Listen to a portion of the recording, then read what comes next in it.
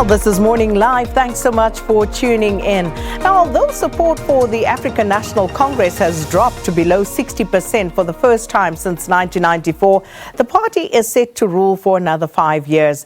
The Independent Electoral Commission announced the official election results in Pretoria on Saturday. Now, the 6th Parliament will see gains and losses for some political parties, while also welcoming newcomers. And to discuss this further, we join now by Tasneem Essop, who is Assistant Researcher at the Society, Work and Politics Institute. Tasneem, thanks for coming through. Thanks for having me. So first we had the elections. Of course, there was the campaigning leading up to it, all the trials and tribulations that went along with that. People went, they decided what they wanted, and now we're at that stage where we await to see how it all plays out with regard to cabinet, who's going to parliament and all of that. But your view, just a brief summary of this election period. Well, sure, a lot to summarize, but a few unexpected things that happened in the results. Well, at least one that was unexpected was the sharp rise of the Freedom Front Plus, doing much better than ever before, and really the conservative push that we see from that, and how we can understand that conservative politics playing out in South African society. Some of it was expected. I think the stagnation of the DA, the increase of the economic freedom fighters, also an important part of this, and where the ANC eventually fell, between what many said would be 57, some said they'd go as high as 60, but I think it's about accurate where the ANC fell, and that was within the range that many had thought they would, given how poorly the ANC has been performing in government, certainly in many regards over the last few years. And I think one of the more interesting topics to discuss here is the DA losing voters evidently to the Freedom Front Plus. You speak about, the more conservative elements moving that way from the Democratic Alliance. Now, is that more about the Democratic Alliance, or is it more about the Freedom Front Plus and their ideology gaining traction? So definitely a bit of both, right? So the DA is clearly losing its conservative support, and that was bound to happen in a campaign where they really didn't have consistent messaging, but also when they are still trying to figure out where in the political ideological spectrum they want to place some of their positions on things. And I think that inconsistency played a lot into the DA stagnation, not just the votes that they lost to the conservative element, but also in terms of not growing in any other ways in this election. So there's a bit of both. For me, the Freedom Front Plus, as many have said, ran a very consistent campaign. They're a right-wing party and they stuck to their kind of conservative policies. And definitely the key debates in the country that led into this election have played themselves out in terms of that Freedom Front Plus dynamic. If you look at issues like the land debate and many others, and how the Freedom Front Plus ran a campaign around, what many of us called very problematic, the slant terug idea and their consistent ideological perspective, I think that kind of won them votes there, which should be a tad worrying in terms of where the country wants to go in the future. So in terms of the DA, a bit of both on this one, but certainly the conservative element from the Freedom Front Plus has been very important in this election. And just before we move on from the DA, you say they were inconsistent in their messaging. Give us an example of that.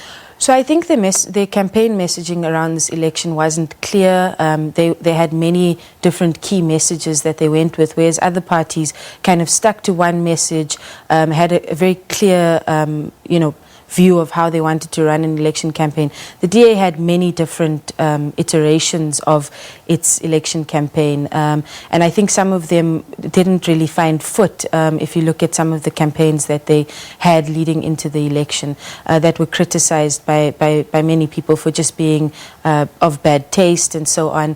So I think their inconsistencies came through, but it's more a policy issue also. It's deeper than just the election campaign.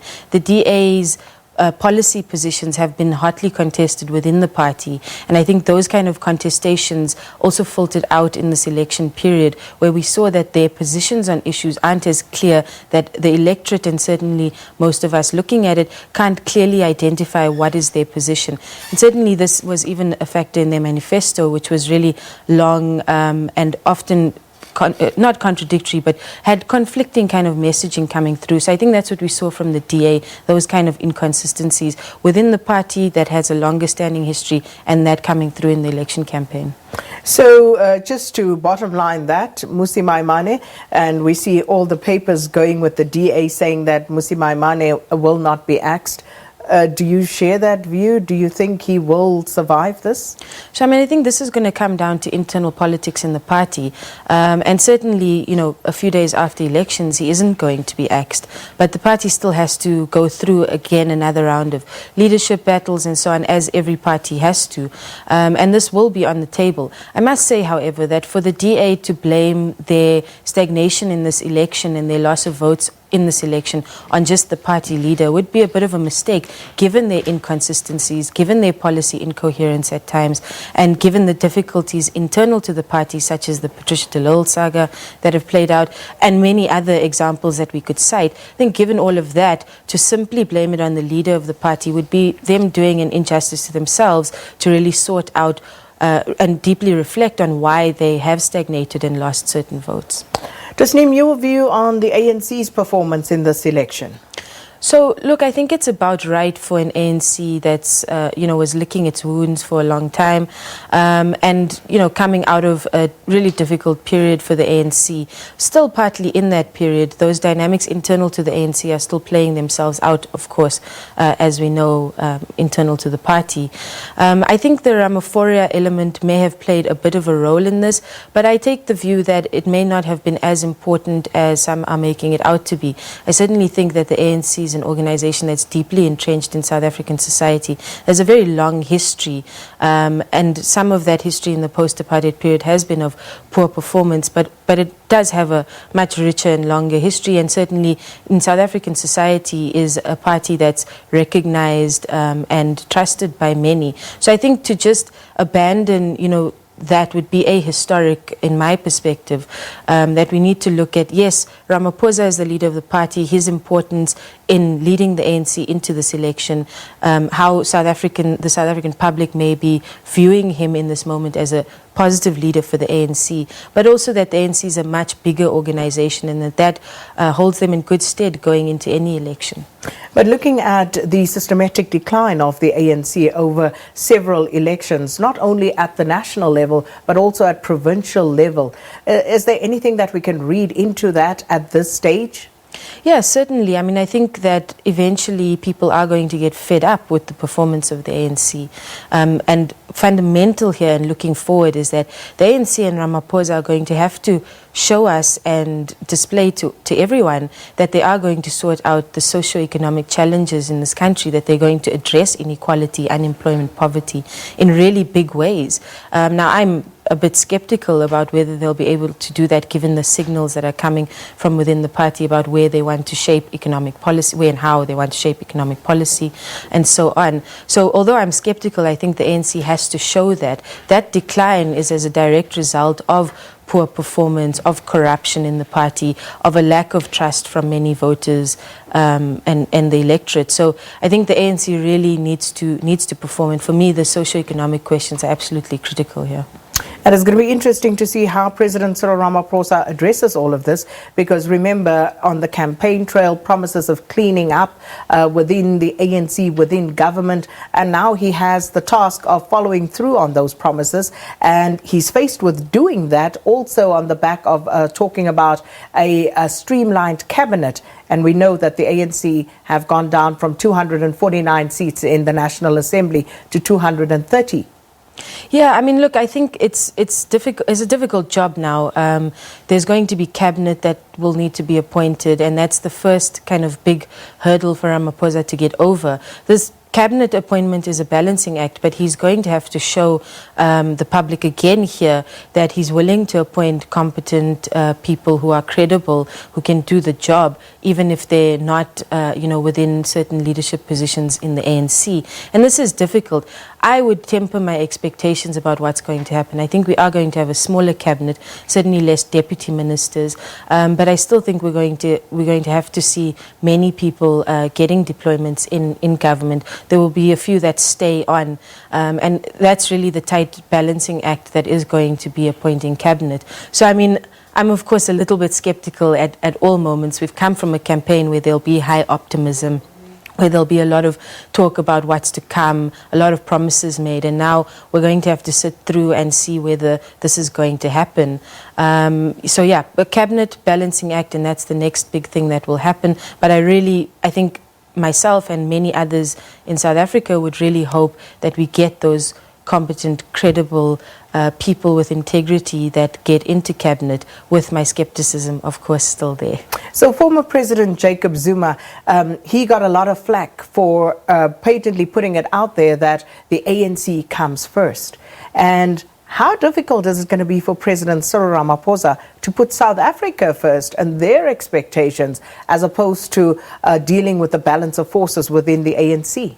So, I mean, honestly speaking, he's got to do both, right? Whereas the president of the country, he has to put South Africa first. He has to make the right decisions for the country, and certainly make the difficult decisions, shift things very radically where they need to be shifted. But he's going there on an ANC ticket. Exactly. And this is the problem, right? That he needs to still worry a lot about the internal dynamics in the ANC, what many call the balance of forces in the ANC, and how things are playing out there.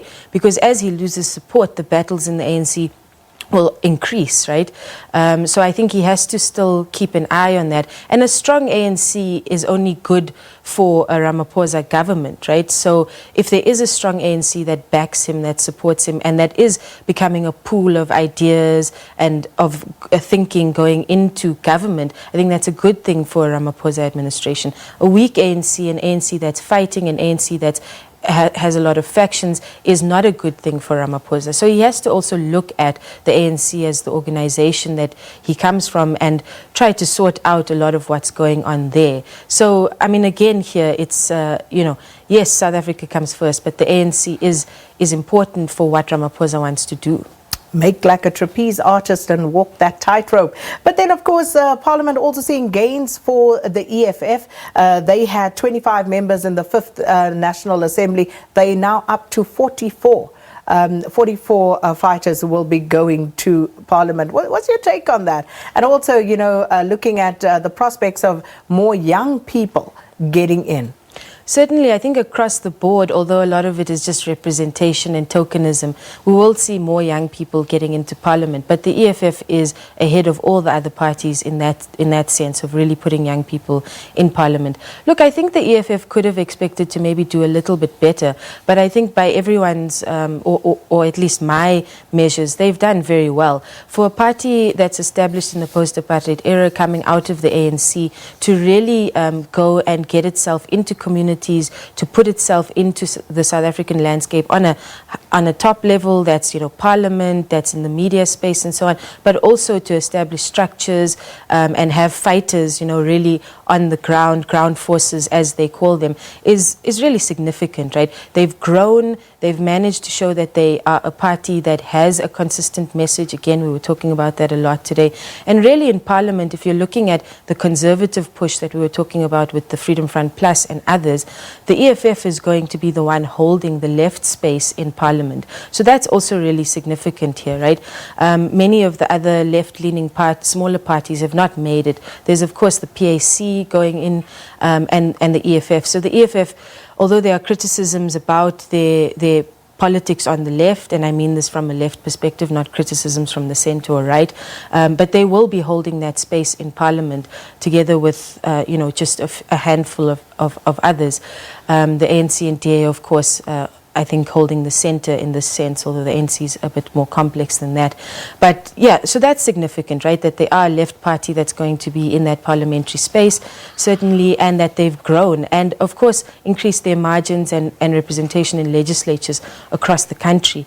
So, look, I mean, I think the EFF has done well, and if they continue to grow in this way, that's a positive for them, and they just have to see how they shape their campaign, and I mean that not just as an election campaign, how they shape their politics in this next period, the second time they'll be in Parliament. Well, Tasneem, we're out of time, but thanks so much for stopping by to discuss at least some of the aftermath of the polls that we held last week here in South Africa, and of course hoping that we'll have more time as we move along, heading to that 6th National Assembly, 6th Parliament, to discuss more of these dynamics. And that's where we're going to leave it. Tasneem Essop, she was our guest assistant researcher at Society, Work and Politics Institute, reflecting on the elections and how parties, at least some of them, fared. With that, it's time for the news.